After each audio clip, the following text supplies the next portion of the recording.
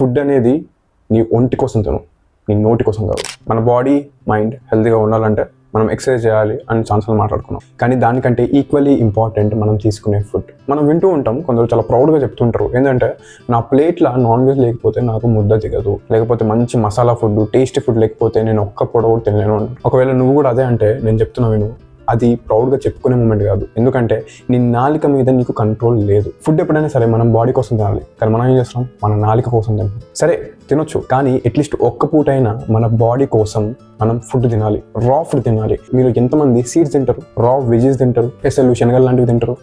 అసలు టేస్టే ఉండవు. నేను తినను అంటే టేస్ట్ కోసం ఫుడ్ కాదు, ఒంటి కోసం తినాలి, నీ బాడీ కోసం తినాలి. కొందరు కూడా చెప్తారు నచ్చని ఫుడ్ తిని 100,000 బతుకుతాం, నచ్చిన ఫుడ్ తింటూ 60,000 బతికినా పర్లేదు అని. కానీ ఒకటి గుర్తుపెట్టుకో, టేస్ట్ టేస్ట్ టేస్ట్ అని చెప్పేసి నువ్వు అడ్డమైన ఫుడ్లు తింటే 60,000 బతుకుతావేమో, కానీ హెల్తీగా అయితే బతుకో. 40 yearsకి బెడ్ రిటర్న్ అవుతావు. అప్పుడు నీ ఇంట్లో అందరూ కలిసి నీకు సేవలు చేస్తుంటారు. అప్పుడు నువ్వు ప్రౌడ్గా అబ్బా ఏం బతికినరా అని అనుకుంటావా? అలా అనుకుంటా అంటే చెప్పు, ఇష్టం వచ్చింది తిను, 40 ఏళ్ళకి బెడ్ రిటర్న్ అవ్వు, మిగతా 20 ఏళ్ళు నీ ఫ్యామిలీతోని సర్వీస్ చేయించుకో. కానీ గుర్తుపెట్టుకో, ఫుడ్ అనేది నీ ఒంటి కోసం తిను, నీ నోటి కోసం కాదు. ఫాలో మంచి చెడ for more positive content. This is Mahesh.